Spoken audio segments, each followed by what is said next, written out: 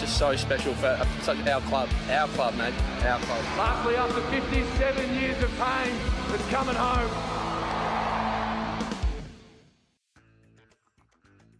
Hey there, TJ here, and welcome to Yeahthedees, where I'm going through our Round 6 Anzac Day Eve clash against Richmond at the MCG. This match had a fantastic turnout from both supporters. It was the 5th highest attendance ever between Melbourne and Richmond, which is pretty fantastic. And boy, don't those Richmond fans love to boo. It was so loud, and I absolutely love the atmosphere of those games because of how loud that they get. I think it's been perfect by the AFL to put a game like Richmond versus Melbourne on a public holiday eve. It gets, what was it, 70,000 fans there? Yeah, it was so loud. It was so entertaining. I loved, of course, people don't like hearing their teams get booed, but it was pretty fun when our theme song hit and the boys ran out and all of those Richmond fans made their voices heard, and it made me giggle. Love how loud those fans can get. It makes it so much fun to watch. And I hope us D's fans get that loud one day. We haven't had a lot to cheer about for a long time, so it's like our voice has been beaten out of us by years of being shit. So hopefully with these years of us being great to come in the future, we'll get louder and louder as we go. It was a pretty good game. We had some small selection issues with the health and safety protocols. No one really wants to see Jake Lever or Jack Viney, which brought in Luke Dunstan for Jack Viney. I hear that Jake Melksham was pretty close.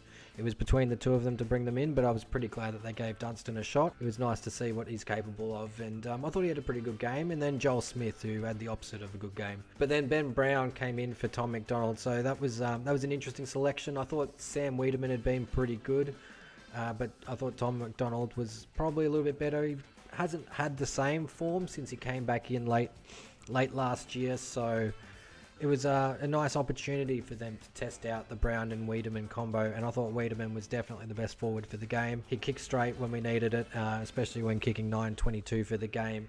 So his 3 goals was 1/3 of our goal scoring. So yeah, he was very important. Good for the Weed to get in, and it's probably going to be hard for T-Mac to get back in, even though he had a really good game in the VFL. Like, you could see that he was a step above in the VFL compared to any other player. You could just see the way he was touching the ball, the way he was running and circling. Like, T-Mac looked very elite at the VFL level. On to the first quarter.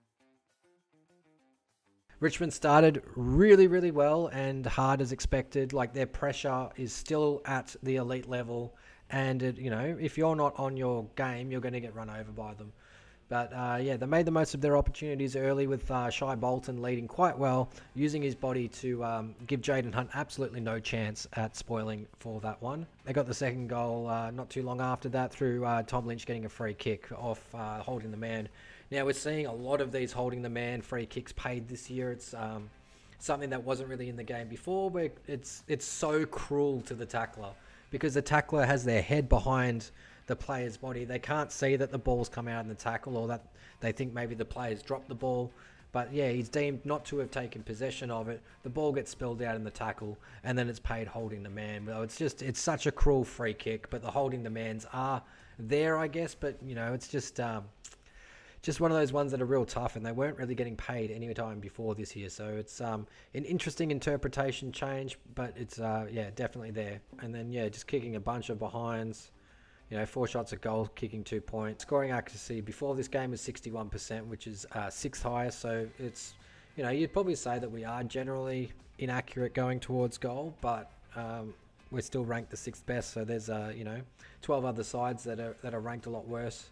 But yeah, it was nice that we got these 2 sneaky goals late to keep our first quarters intact. We've won every first quarter so far this year, which is pretty good. We did a lot of things right this quarter, but just didn't get the reward on the scoreboard. And that was, represented by having 8 shots that, did hit the scoreboard, hitting the post a couple of times. And we gave our forwards enough opportunity. We had enough opportunity to go into that quarter. It probably should have been, going into that quarter 4-4.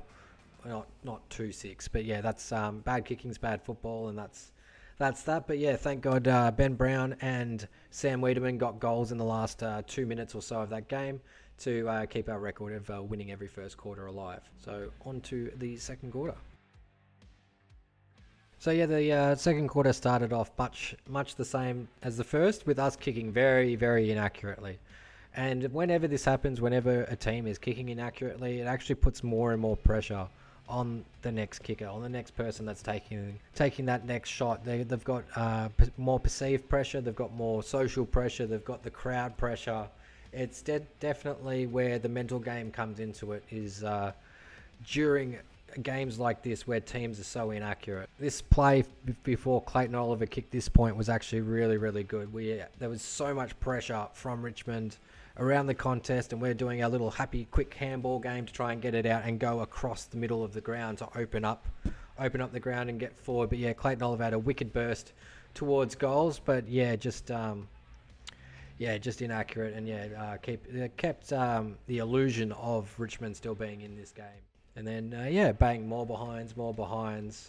There was a dangerous tackle on Tom Sparrow during this time, and that was definitely there. I know a lot of people are saying that the game's getting soft and all that sort of thing.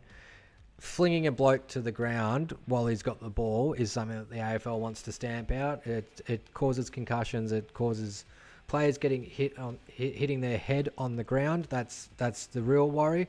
The AFL is trying to move away from that. If you don't understand why, Daniel Venables is suing the AFL for $8 million. So, that's going to set a precedent if that goes through, and the AFL owes a duty of care to their players. So, they're going to protect them, and they're going to protect them by eliminating, by punishing people that sling people to the ground, and that's always going to happen. So, you can get as outraged as you want that the game's going soft, but it's protecting players, and when it's protecting players that play for the D's as well.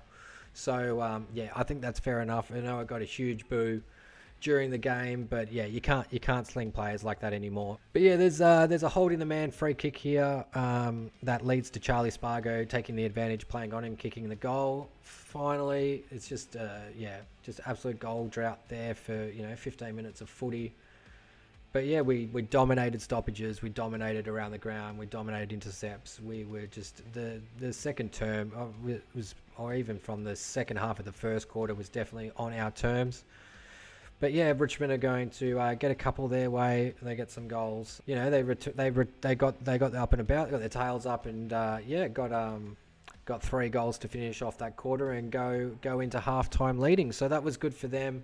After it looked like such a Melbourne game for so long, but not being able to capitalise, we go in with 15 scoring shots to 8 at halftime, and we're down by 3 points. Dominating the play, dominating the chances, but just not there with the execution. But going in 3 points down at halftime was a disappointing place to be, but I was very comfortable with the way that we were playing and knowing that it would turn sooner or later. So in that last 10 minutes, the Tigers were able to get their game back on their terms, broke even in contested possessions, won the clearance count by 2, and generated 4 more inside 50s, and kicking 3 goals from their 6 inside 50s. So that's a really high number. Kicking 50% from inside 50s over any portion of time is very, very high. They did well there to really give themselves a chance, and started the third quarter well. So the third quarter didn't start too well, with Joel Smith handballing it straight to Tom Lynch and him kicking one of the easiest goals I've ever seen in my life. It's pretty disappointing to make such amateur mistakes like that, but I'll go over the Smith selection after the fourth quarter. Just saying here that the third quarters have been the Tigers' best this season. It's also been Melbourne's best this season as well. We've only lost one of them, and that was to the Gold Coast. So, battle of the third quarters between these two teams. So, Sam Wiedemann makes the most of his opportunity here, where he got that free kick for being held, or getting tangled, as the umpires like to say. But, he kicks truly, kicks straight, and gets a goal. Breaks Richmond's streak of 4 goals, and, he's, not had a lot of the ball, but that's making an impact. And Sam had a good game. He did well there. Made the most of his opportunities, which is what we want to see. We get our next chance through Fritsch hitting up Eddie Langdon. So this was another very important opportunity. And Ed Langdon squares up and kicks the goal. Puts us 6 points up, even though we have 11 more scoring shots on the board at this stage. It says here we haven't lost a third quarter this season, but that's just not true. We definitely lost to the Gold Coast when they kicked 3 goals to our 2. This is it. The third quarter break, when we finally get our reward for dominance. Lead the clearances differential by 5, 6-1, and contested possessions by 12. Generating 6 more inside 50s, kicking 3 goals to the Tigers 1. So it's just making the most of your opportunities when you are dominating. That's pretty much what happens there. After that, that goal from Langdon. Fritsch, picks one up after getting lots of handballs and slowly moving it towards the forward 50. There was, when Fritsch picked it up and snapped it, he absolutely owned this quarter. He kicked 2 goals in this quarter. He set up another 2 because he also handballed this one over to Christian Petrarca. The Spargo goal earlier, that came off a free kick to him, so he easily could have kicked 4 goals in this quarter. He had enough opportunity for it. So the Fritsch man was up to some Fritchy business. That handball over the top to a lonely Petrarca was pretty great. It puts us 24 points up, and the game was just completely out of reach by then. This last goal was the most disappointing because there was a turnover in the centre of the ground by Dion Prestia. Like, he's just such a great player, Dion Prestia. He really makes a difference to this Richmond team. And, he was able to kick it pretty much straight to Jack Riewoldt because Joel Smith forgot he was playing on him. Absolutely forgot he was playing on him and went to lead up to challenge the ball carrier rather than go back and man up his man. So this was the most disappointing goal of the game, in my opinion, even more so than the handball one, because you'd think, once you made a stuff up like that, you'd be right onto it. But it was a little bit disappointing to end the third quarter with them kicking that goal. We could have gone in without it, but a bit of another brain fade here and another easy goal given up. But onto the fourth quarter now, and our man of the forward line tonight, Sam Wiedemann, gets the job done. He kicks his 3rd goal straight for the game, and that just completely puts it out of reach of Richmond. We're so fit that it's just going to be really, really difficult for them to come anywhere near that. So we booted 6 goals from our last 22 inside 50s after kicking just 3 goals from our first 35. So that just shows how inaccurate we were early, and what difference it makes when you kick straight. But there wasn't really too much to talk about in this fourth quarter. We just put the cue in the rack and just held them around the ground, made some efforts towards kicking goals, but couldn't really do too much of that. But Daniel Rioli gets one somewhat towards junk time, and we just cruise through to a 22-point win whilst kicking 22 points. I had a look at the expected score for this game, and the expected score was like 106 to 50 or something like that. Like, it was, we should have won by 40 or 50 points, but bad kicking's bad football, and if you're going to win a game kicking 9 goals, this is a good one to do it in. So we dominated them around the ground, but this is not being able to do it on the scoreboard was a little bit worrying. So I'm going to guess Choco's going to get out the footies with the yellow strip down it, and they'll have a few goal kicking practices this week, I am sure. I sat up on level 4 for this game, and I tell you what, when our back 6 is working, it is a marvel to watch. So I'll just get into my thoughts on Joel Smith, because he's played 7 or 8 games now since he came in towards the end of last year, and I started to think, okay, he's finally showing that he kind of has it as a footballer, but then bang, he has a game like this, and I'm just like, okay, he is 100% the weakest link of our side. And because Hunt had the lockdown role on Bolton, it means Smith was either in like the lever role or sort of in the second tall role, and he looked lost for most of the game. Like, I was watching Stephen May scream his guts out for half the game, pointing at him, trying to tell him where to go. And that's the difference when you have a Harrison Petty, a Tomlinson, or a Lever in the side. They know where to stand, and that's the most important thing, is not having people in your defence second guess where the other people are. He's just an absolute liability down back, and it reminds me so much of Sam Frost, where the ball goes in and it's 50-50 as to whether he's going to go anywhere near actually contesting or just completely stuff everything up for everyone else. Like, he jumps at the wrong contest, he spoils teammates, and he cost us 2 goals directly with his actions. One was a direct handball to Tom Lynch, and the other one was running off Riewoldt whilst it was being kicked to him. Like, he's an absolute beast of an athlete. He's an absolute beast, but his footy IQ is 0. Like, I don't understand what's going on. He's just, Tomlinson should have been the one to go in. We had 2 talls that needed to be covered, Lynch and Riewoldt. You cover those 2 talls, then who have they got?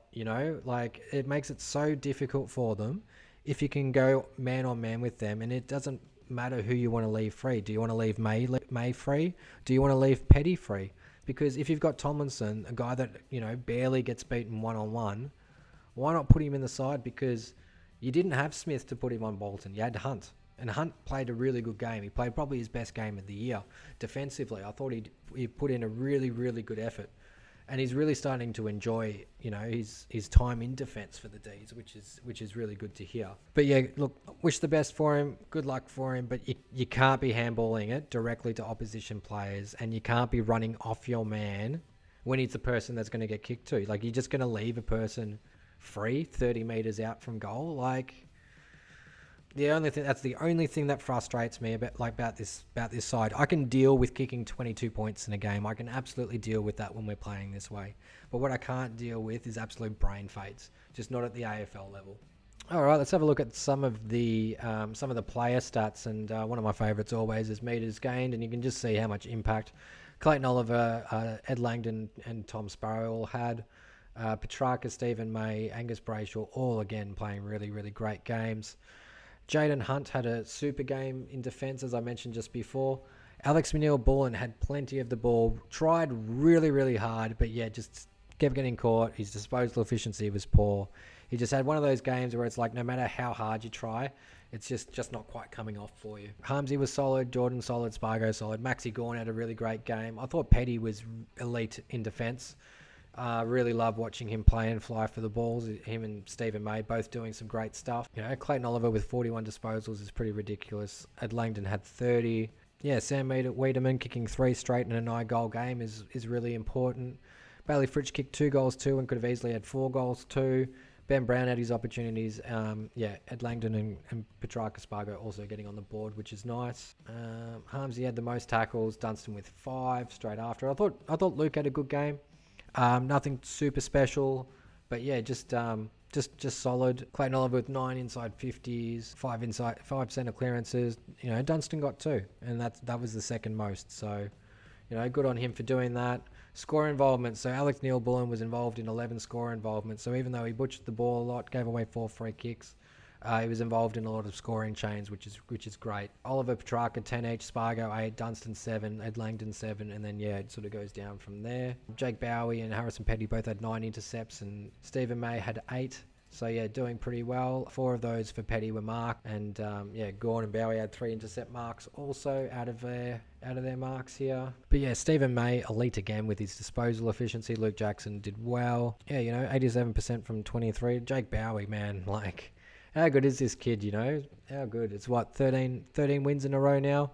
I believe 18's the record from debut, so how good would that be if we got to that? Yeah, absolutely beautiful watching him play, and it's like he's at Salem levels of silk already in his second year. Some fantastic stuff. It was a pretty solid game there. Let's go through the team stats. Had a bit more of the ball, disposal-wise, obviously through our handball game, which we do a lot through the middle. Had more inside 50s, better disposal efficiency, better efficiency inside 50.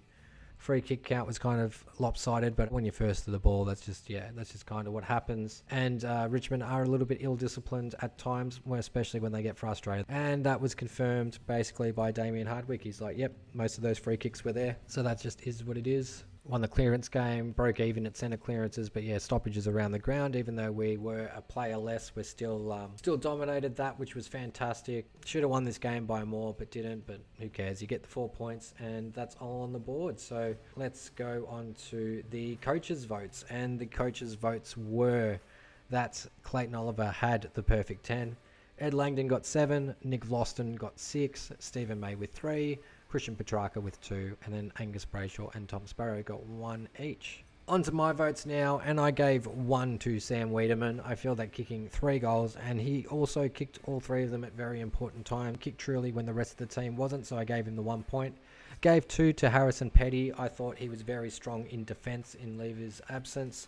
Basically, the defence was just locked down by Petty, May, Hunt, and Brayshaw, and I thought they did very, very well. Gave 3 votes to Christian Petrarca. I thought he was doing his best in the middle, although it wasn't as flashy as normal. But yeah, getting into great positions, spinning out of tackles, just really, really making an impact where he could. 4 votes goes to Stephen May. Definitely the best in defence for the game. Great disposal efficiency, hitting targets with his kicks, taking really strong marks. He is just a marvel to watch, and he absolutely hates goals. Gave 5 votes to Ed Langdon. He's just such a jet and made a huge impact with his running up and down the wing, creating plenty of run for us. Yeah, not much more I can say about Ed Langdon. But of course, the 6 votes goes to Clayton Oliver. What a beast of a player, and arguably the best player to play for the D's ever, probably. I reckon he's probably the best. And he's only 24. It's crazy to think. But yeah, I think he might be the best player. Yeah, to play for the D's. But yeah, anyway, let's have a look at the leaderboard here. So for the leaderboard, we still have Christian Petrarca leading on 20. Clayton Oliver and Stephen May are both on 19. Ed Langdon's closely behind on 16. And then, yeah, Luke Jackson and Max Gawn on 9, followed by the rest. So that's it for my round 6 review of Melbourne versus Richmond. Please let me know your thoughts in the comments. What did you think of this game? What did you think about the umpiring? What did you think about the hands out rule? Did it ruin the weekend of footy for you? Or do you think that the game looks better? I'd be interested to hear. Give us a like. It definitely helps with the algorithm. Thank you so much for watching. Yeahthedees. Petrarca! Oh wow! How good is that? Sparrow to make it a 3-goal, 3-pointer dive. He's got it! Surely not another one. Handball to Oliver. Streaming through. Bang! Bang, bang, bang! Melbourne are the premiers for 2021! And it's just so special for our club, mate, our club. Lastly, after 57 years of pain, it's coming home.